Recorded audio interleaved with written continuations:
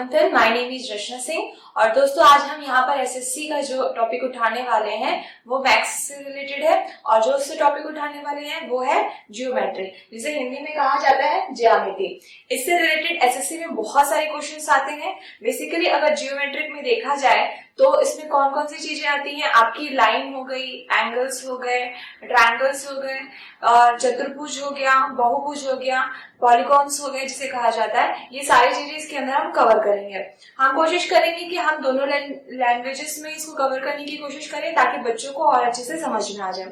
First of all हम देखते हैं लाइन से रिलेटेड, जिसे रेखा कहा जाता है। लाइन से रिलेटेड हम कुछ चीजें देखते हैं। फर्स्ट ऑफ ऑल जो लाइन होती है आपको ध्यान में रखना है, जो लाइंस होती हैं, अगर आपको कहा जाए कि एक लाइन है तो याद रखिए लाइन का पॉइंट डिसाइडेड नहीं होता।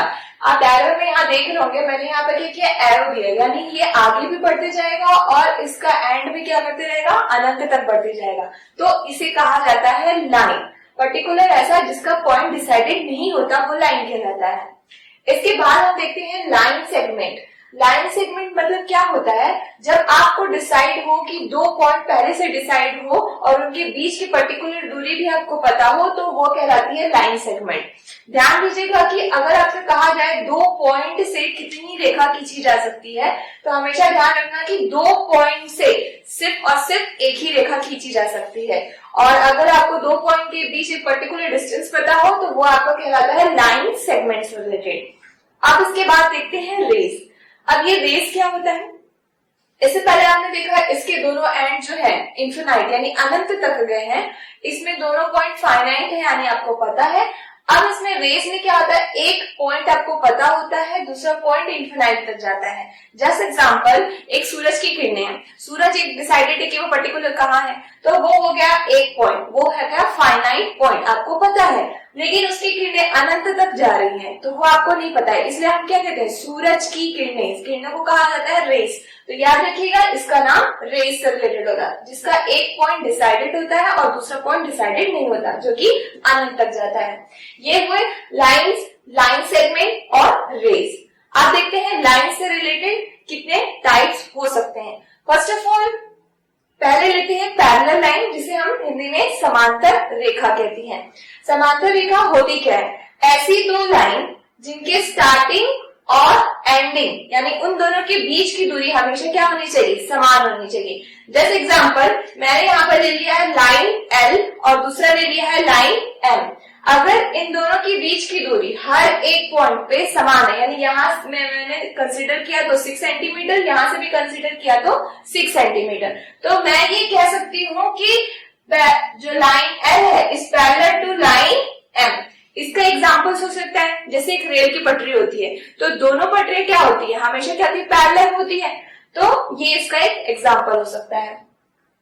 इसके बाद सेकंड देखते हैं परपेंडिकुलर लाइन, जिसे हिंदी में कहा जाता है लंबवत रेखा। लंबवत रेखा वो होती है ऐसी दो लाइन जो कि 90 डिग्री का कोण बनाए, यानी 90 डिग्री का कोण बनाए, वो कहलाती है परपेंडिकुलर लाइन। यानी एक लाइन के ऊपर दूसरी लाइन ऐसी रखी जाती है जिससे वो 90 डिग्री का कोण बनाए। तो इसमें हम क्या कह सकते हैं, अगर मैं यहाँ पर एक पॉइंट ले लेती हूँ A, ये पॉइंट यहाँ पर ले लेती हूँ B और यहाँ पर मैं पॉइंट ले लेती हूँ C, तो ध्यान रखिएगा ये पॉइंट भी क्या बोलते हैं, ये एंगल भी 90 डिग्री होगा और इसके बाजू वाला भी एंगल कितने का होगा, 90 डिग्री। क्योंकि अगर रेखा की बात की जाए तो रेखा जो होती है ओवरऑल कितने की होती है, 180 डिग्री की होती है। तो अगर ये 90 हुआ तो बाजू वाला भी क्या हो जाएगा, 90 हो जाएगा। तो याद रखिएगा कि एंगल AOB यानी angle AOB equals to angle AOC equals to कितना हो जाएगा, 90 डिग्री। ये हुआ पैरेलल यानी समांतर रेखा, परपेंडिकुलर यानी लंबवत रेखा। अब इसके बाद देखते हैं, अगर एक ही पॉइंट से बहुत सारी रेखा जाती है, मतलब उसका केंद्र एक ही है और उससे बहुत सारी रेखा जाती है, तो उसे हम कहते हैं कॉन्करेंट लाइन। यानी एक ही पॉइंट से बहुत सारी लाइन खींची जा सकती है। और यहाँ मैंने जब बताया था कि दो पॉइंट से कितनी लाइन खींची जा सकती है, सिर्फ और सिर्फ एक लाइन खींची जा सकती है। तो जब एक ही पॉइंट पे यानी एक ही बिंदु पे बहुत सारी रेखा गुजरे तो उसे हम क्या कहते हैं, कॉन्करेंट लाइन। इसके बाद होता है इंटरसेक्टिंग मतलब एक दूसरे को प्रतिच्छेद करना। तो जब दो रेखाएं, सिर्फ और सिर्फ दो रेखाएं एक दूसरे को काटती है या प्रतिच्छेदित करती है तो वो क्या कहलाती है? Intersecting line. दोस्तों उसके बाद हम देखते हैं एंगल। बट उससे पहले अगर आपसे पूछा जाए तो फादर ऑफ जियोमेट्री कौन थे या फिर ज्यामिति के जनक कौन थे, तो याद रखिएगा यूक्लिड, जो कि कहाँ के थे? यूनान के थे। अब इससे पहले हम देखते हैं एंगल। एंगल होता क्या है? याद रखिएगा कि जब दो लाइन एक दूसरे को इंटरसेक्ट करती है या एक दूसरे को काटती है तो उनके बीच जो कोण बनता है उसे क्या कहा जाता है? एंगल कहा जाता है। इसके बाद हम देखते हैं एंगल कितने कितने टाइप के होते हैं, उनके क्या क्या नाम होते हैं। फर्स्ट हम जो ले रहे हैं अक्यूट एंगल, इसको हिंदी में कहा जाता है न्यून कोण। न्यून कोण से मतलब ही समझ में आ रहा है कि छोटा, न्यून मतलब छोटा कोण। तो वैसा कोण जिसका मान क्या हो? 90 से कम हो, यानी 90 डिग्री से कम, यानी 0 से लेके वो 89 तक हो सकता है, बट 90 से हमेशा क्या होना चाहिए? कम होना चाहिए। तो वो क्या कहलाता है? न्यून कोण कहलाता है। इसके बाद है राइट एंगल। राइट एंगल ये से कहा जाता है समकोण। समकोण मतलब जिसका कोण 90 हो। इसमें हमने क्या लिखा है? इसका मान जो है थीटा का मान तो 90 से कम है, और इसमें क्या लिखा कि इसका मान क्या है? 90। ठीक है, ये समकोण कहलाता है। इसके बाद देखते हैं ऑप्टस एंगल। ऑप्टस एंगल में क्या है? अधिक कोण होता है। अधिक कोण का मतलब क्या होता है? 90 से ज्यादा हो बट 180 से कम होना चाहिए। तो इसका मान कैसे होगा? 90 डिग्री ये आपको यहां तक हुआ, इससे ज्यादा हो बट क्या हो? 180 से क्या होना चाहिए? हमेशा कम होना चाहिए। मतलब इसकी जो वैल्यू है वो इस लाइन के इस साइड रहेगी और इससे पहले तक रहेगी। तो इसे क्या कहा जाता है? अधिक कोण कहा जाता है। इसके बाद है स्ट्रेट लाइन। स्ट्रेट लाइन मतलब सीधी रेखा। तो याद रखिएगा कि सीधी रेखा जो होती है उसका बनने वाला कोण कितना होता है? 180। आप चाहे कोई से भी पॉइंट से ले लो, उसका वैल्यू हमेशा क्या होता है? 180 ही होता है। ये हुई 180 की बात। लेकिन उसके बाद पांचवा देखते हैं रिफ्लेक्स एंगल। रिफ्लेक्स एंगल को कहा जाता है बृहत कोण। इसका मतलब क्या होता है? बाहर का कोण, जो कि हमेशा क्या होता है? जैसे मान लीजिए ये रहा हम लोग का ए, ये रहा पॉइंट बी और ये पॉइंट रहा ओ। ये कोई फाई एंगल है। इसके बाहर का कोण जो कि हमेशा कैसा होना चाहिए? 180 से क्या होना चाहिए? हमेशा बड़ा होना चाहिए, और 360 से क्या होना चाहिए? छोटा होना चाहिए। या फिर आप उसको ऐसे समझ सकते हैं कि 180 से बड़ा हो और 360 से छोटा हो, यानी 360 ना हो कि 360 से हमेशा छोटा होना चाहिए। तो वो कोण कैसे कहलाता है? ब्रेज कोण। काफी अधिक भी होता है। ये दिख रहा है, बाहर वाला कोण आपको दिख रहा होगा। इसके बाद लास्ट होता है 6 नंबर पॉइंट एंगल। याद रखिएगा अगर आपसे कह दिया जाए कि एक पॉइंट का कितना एंगल होता है तो ध्यान रखिए कि वो हमेशा कितना होता है? 360। बट कैसे होता है?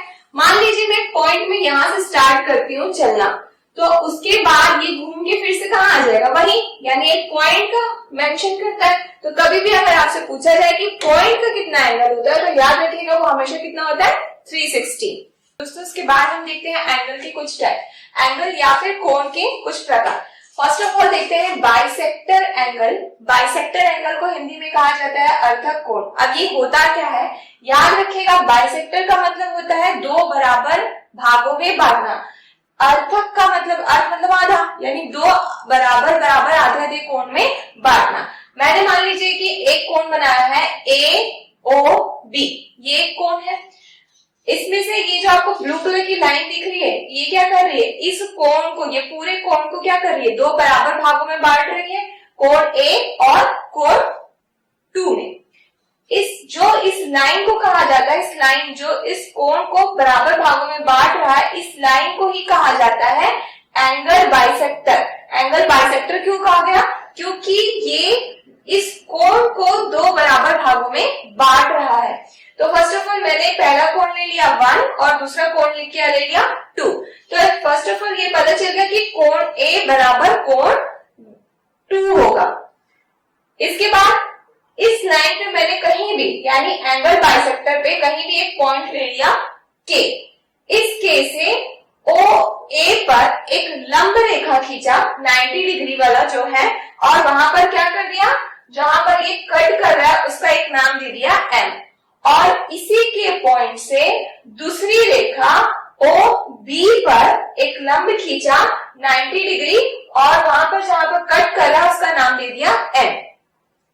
इसका मतलब आपको दो रेखा मिल गई जो कि लंबवत है। पहली क्या है KM और दूसरी क्या है KN। तो याद रखिएगा, एंगल बाइसेक्टर से किसी भी पॉइंट से उन दोनों सम्मुख भुजाओं पर अगर लंब खींचा जाए तो वो दोनों रेखाएं क्या हो जाएंगी, आपस में बराबर हो जाएंगी। मतलब क्या हो जाएगा अपना KM बराबर क्या हो जाएगा KN, और ये दोनों एंगल भी कैसे हो जाएंगे 90 डिग्री, क्योंकि हमने इसमें क्या किया है, लंब खींचा है।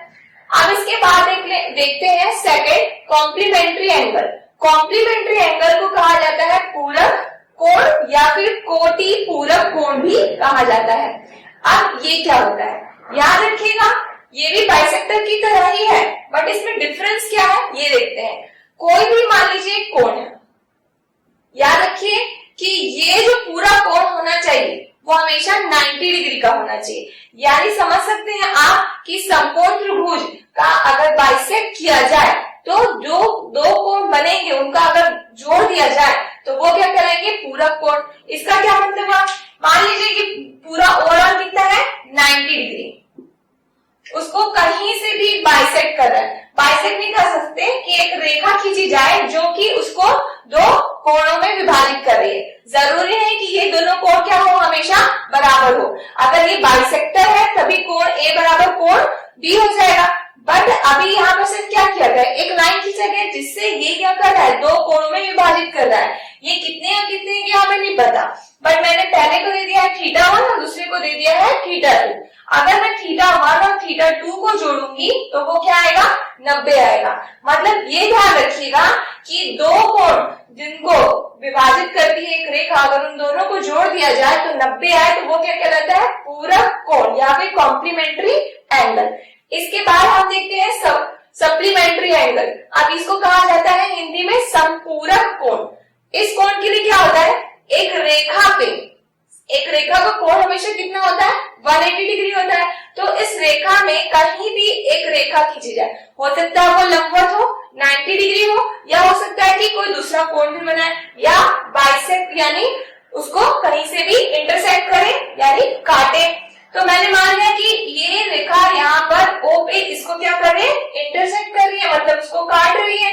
तो दो कोण बनेंगे, एक इस साइड राइट साइड और एक लेफ्ट साइड। तो मैंने नाम दे दिया θ1 और θ2।